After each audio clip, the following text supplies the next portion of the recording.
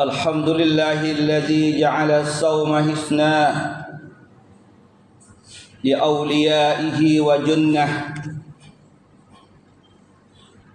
وفتح لهم به أبواب الجنة.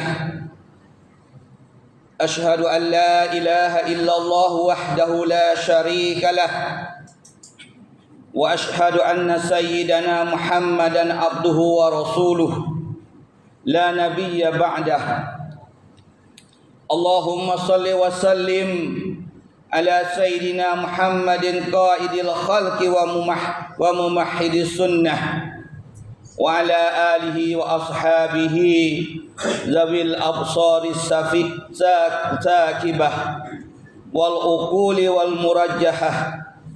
أما بعد، فيا أيها المسلمون اتقوا الله حق تقاته ولا تموتن إلا وأنتم مسلمون.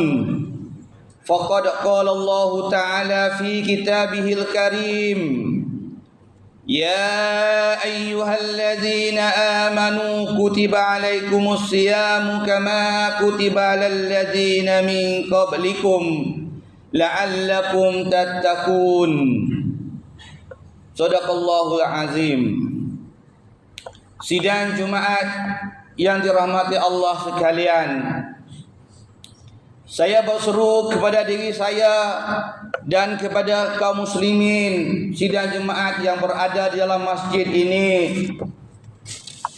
Marilah kita sama-sama bertakwa kepada Allah dengan sebenar-benar takwa, dengan kita melakukan apa yang disuruh oleh Allah Subhanahu wa taala dan Nabi kita Muhammad sallallahu alaihi wasallam, dan juga kita menjauh daripada apa yang dilarang oleh Allah Subhanahu wa taala dan Nabi kita Muhammad sallallahu alaihi wasallam.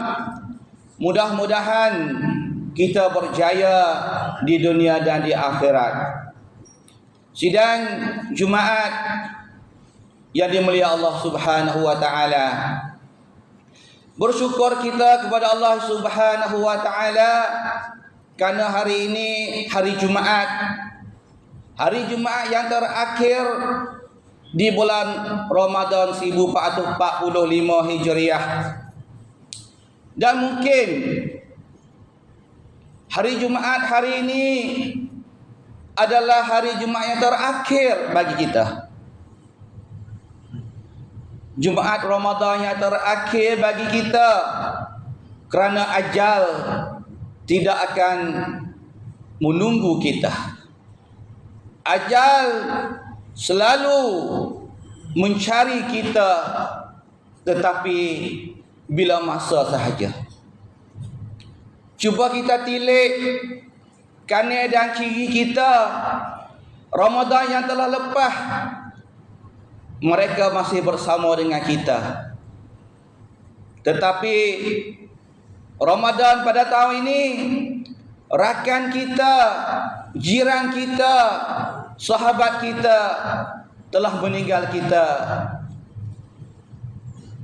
di perbulan yang telah lepas. Oleh itu, gunakanlah peluang Ramadan yang masih ada lagi 4 atau 5 hari, supaya kita bersama dengan Ramadan yang akan memberi kesan yang baik kepada kita. Sunyi rasa apabila sepinya, apabila kekasih kita Ramadan tidak beberapa hari lagi akan berpisah dengan kita. Cuba kita bandingkan Ramadan, bulan yang istimewa yang Allah hantar kepada kita, bandingkan dengan kekasih kita, dengan isteri kita yang kita paling sayang sekali. 5 hari lagi isteri kita akan berpisah dengan kita. Berpisah dengan kita, kita tidak tahu bahawa isteri kita akan kembali bersama dengan kita seperti mana dia bersama dengan kita pada hari ini. Bagi sahabat, bagi para anbiya, bagi para ulama, mereka sangat-sangat sedih apabila Ramadan akan berpisah dengan mereka. Tetapi dengan kita, ada orang apabila Ramadan datang mereka selalu serabut, mereka selalu kriak karena mereka tidak boleh makan tengah hari, karena mereka tidak boleh membuat perkara-perkara yang dihalal pada siang hari. Mereka rasa Ramadan yang datang itu satu-satu penghalang bagi kehidupan mereka. Tetapi sebaliknya, bagi orang yang beriman, bagi orang yang tahu fadilat kelebihan Ramadan, mereka menunggu Ramadan dengan kebahagiaan, dengan reda dan sedia untuk melakukan perintah-perintah Allah yang ada di bulan Ramadan. Kalau kita tengok di bulan Ramadan, Allah beri keistimewaan banyak sekali pada kita. Kalau kita banding dengan kita berniaga, kalau bulan lain kita berniaga sekop, kita akan untung sekop.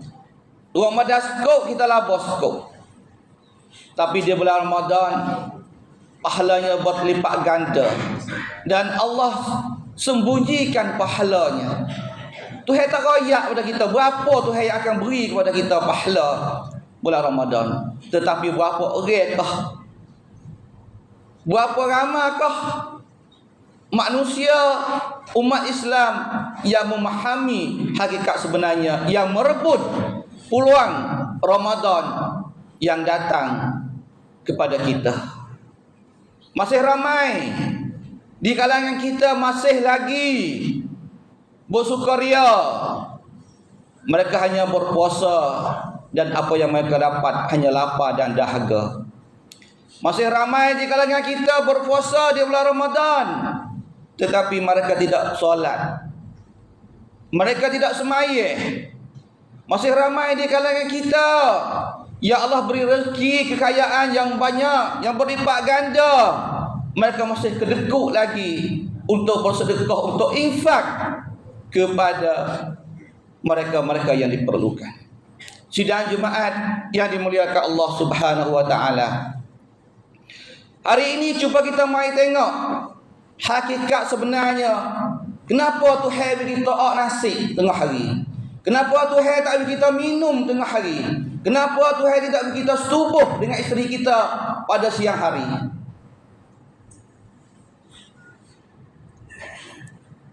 Kalaulah kita puasa hari ini, kita puasa nasi sejak pukul 5 sampai pukul 6.30 pagi, petang, dalam hampir-hampir 14 jam lebih kita berpuasa. Kita ada harapan yang mi kuang wang, harapan kata pukul 6.25 kita boleh buka puasa. Karena menu sudah di kepala kita, karena menu sudah tercatat. Berartinya puasa kita, lapar kita, dahaga kita, kita ada harapan kata kita boleh buka puasa. Kita ada makanan yang sudah siap sedia oleh hotel-hotel, oleh rongreng-rongreng, oleh kedai-kedai makan. Dengan makanan-makanan yang sedap-sedap, yang harganya mahal. Tetapi kaum muslimin, cuba kita renungkan bagaimana orang miskin yang mereka berpuasa tetapi mereka tidak ada harapan bahawa petang ini apa aku akan makan untuk aku berbuka puasa. Apa aku nak makan petang ini untuk aku berbuka puasa. Cuba kita bayangkan umat Islam di Palestin, berjuta-juta umat Islam di Palestin hari ini, sampai imam mereka berdoa kepada Allah, Ya Allah, ya Tuhanku, ya Tuhan kami, Kau hantarkanlah makanan kepada kami, Ya Allah, kami lapar, Ya Allah. Pernahkah kita berdoa kepada Allah seperti mana orang-orang Palestin berdoa kepada Allah? Besok dah. Pernah tidak kita berdoa kepada Allah, Ya Allah, aku lapar, Ya Allah. Ya Allah, aku lapar, Ya Allah, aku tidak ada makanan lagi, Ya Allah. Aku makan hanya berah-berah yang tumpah, yang dibom oleh Zionis, Ya Allah. Aku makan hanya daun kayu, Ya Allah. Aku minum air laut, Ya Allah, yang masin, Ya Allah. Itulah makanan mereka. Itulah makanan mereka, minuman mereka. Tetapi kita masih lagi mempunyai peluang berpuasa dan kita boleh berbuka puasa. Kerana makanan sudah disediakan oleh mat'am. Kaum muslimin sidang Jumaat yang dirahmati Allah, itulah hakikat sebenarnya. Kalaulah kita rasa lapar, kita boleh makan. Dia tak sama dengan orang lapar tetapi dia tidak boleh makan. Kalau kita dahaga air, siapa waktu kita boleh minum air yang sedap, ikut nak makan gapo, air timun ke air limat. Tapi dia tak sama dengan perasaan orang yang apabila sampai waktu berbuka puasa mereka tidak ada air untuk minum.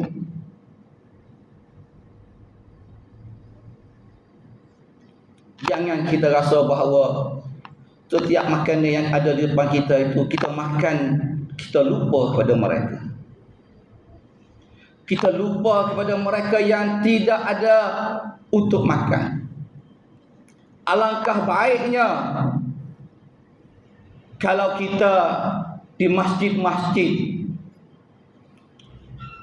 kita kumpulkan duit dan kita bagikan, agihkan kepada mereka yang tidak ada makanan di bulan puasa.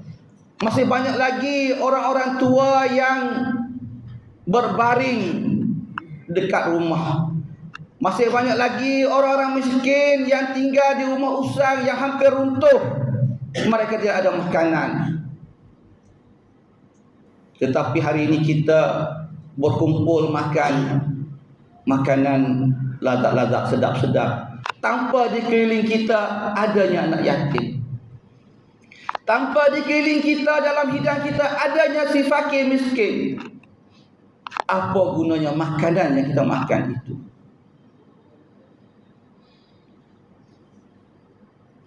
Kaum muslimin sidang Jumaat yang dirahmati Allah sekalian, bulan Ramadan bulan rahmat, bulan kasih sayang. Ramadan tahun ini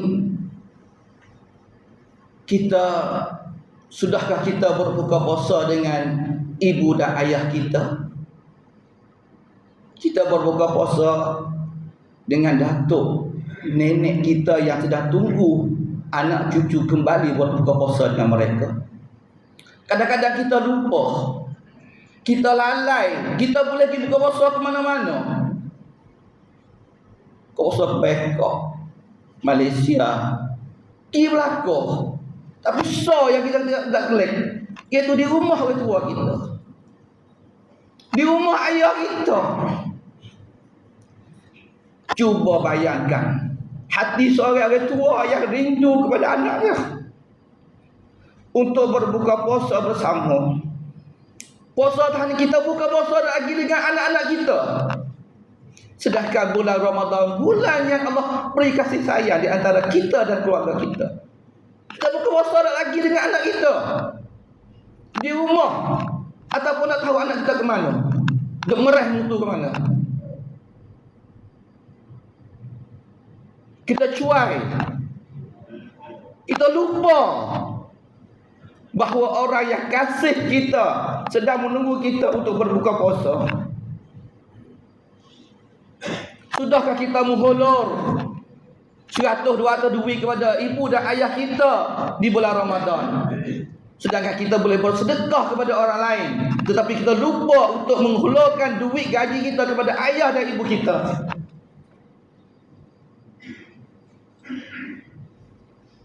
Sidang jemaat yang dirahmati Allah sekalian, baru-baru ini di Malaysia ada satu kenyataan media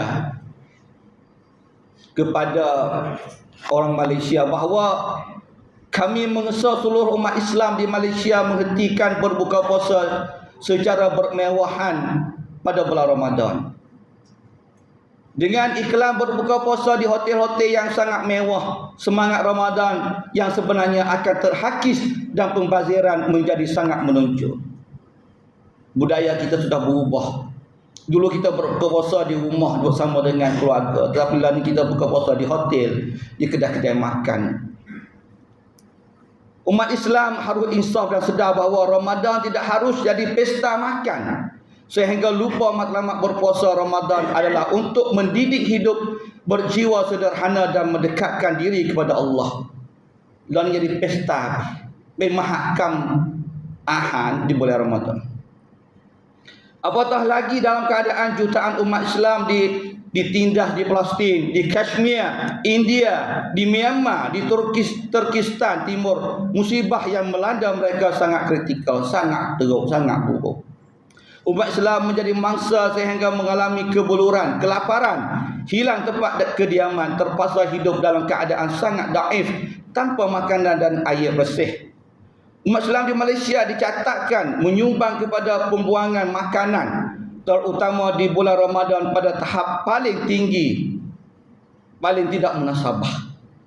Dilaporkan rakyat Malaysia membazir 16 tan makanan setiap hari di luar Ramadan sebagai makanan dibuang.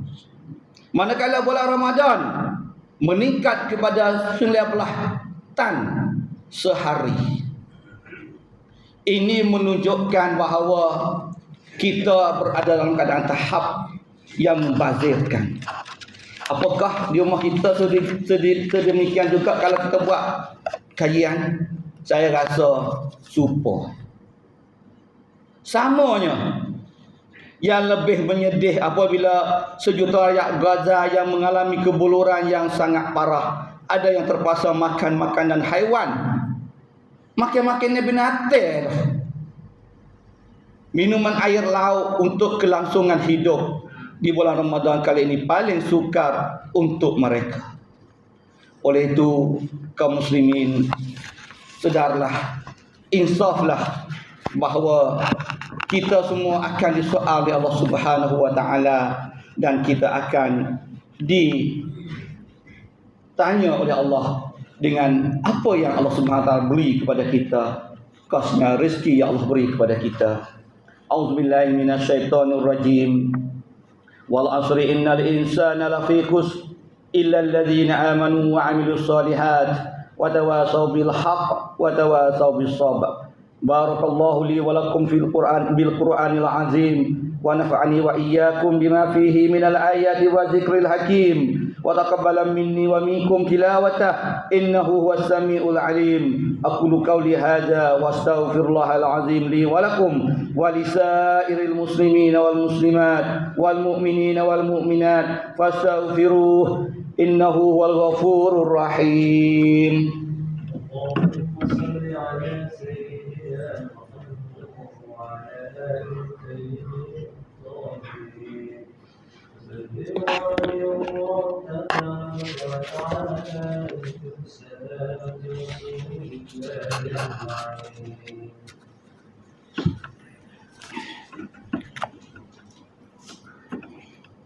Alhamdulillah hamdan hamidin syakirin.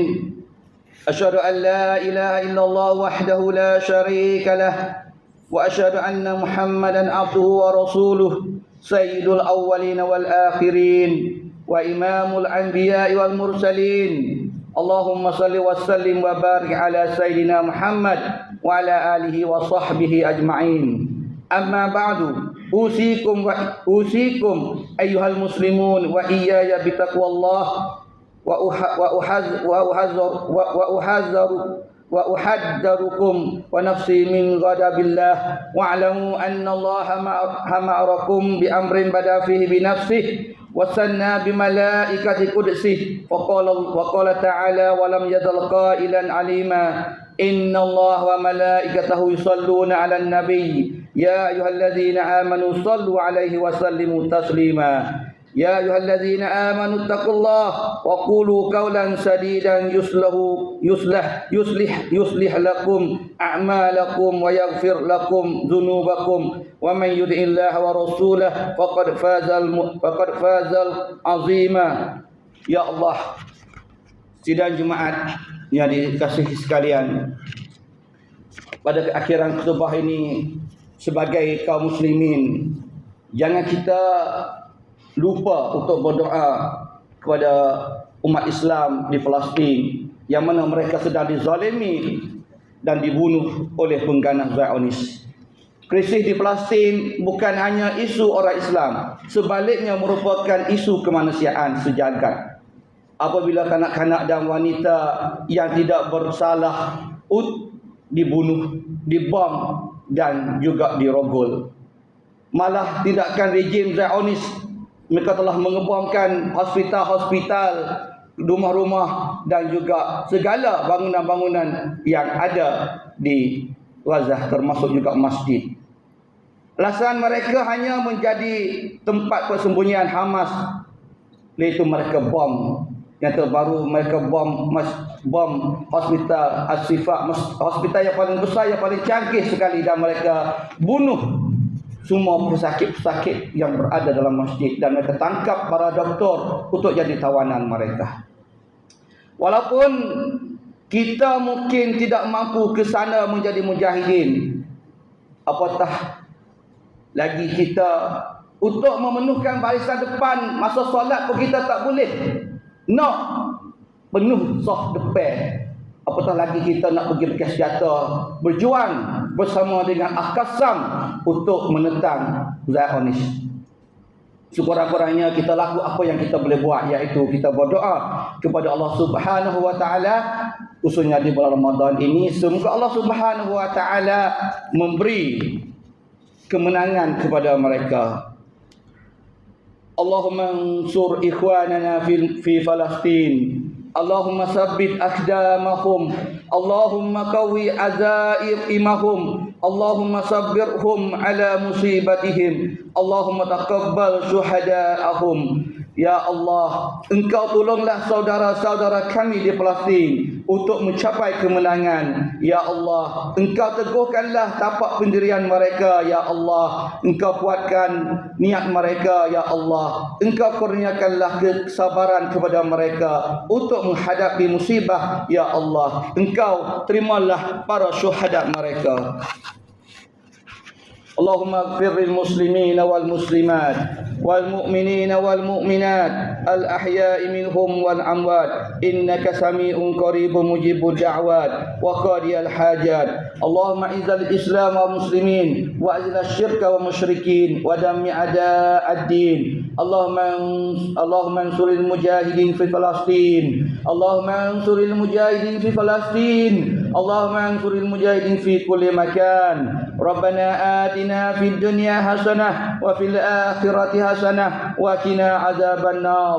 عباد الله إن الله يأمركم بالعدل والإحسان وإيتاء ذي القربى وينهى عن الفحشاء والمنكر والبغي يعظكم لعلكم تذكرون. فاذكروا الله العظيم يذكركم واشكروه على نعمه يزدكم واسألوه من فضله يؤتكم ولذكر الله أكبر والله يعلم ما تصنعون.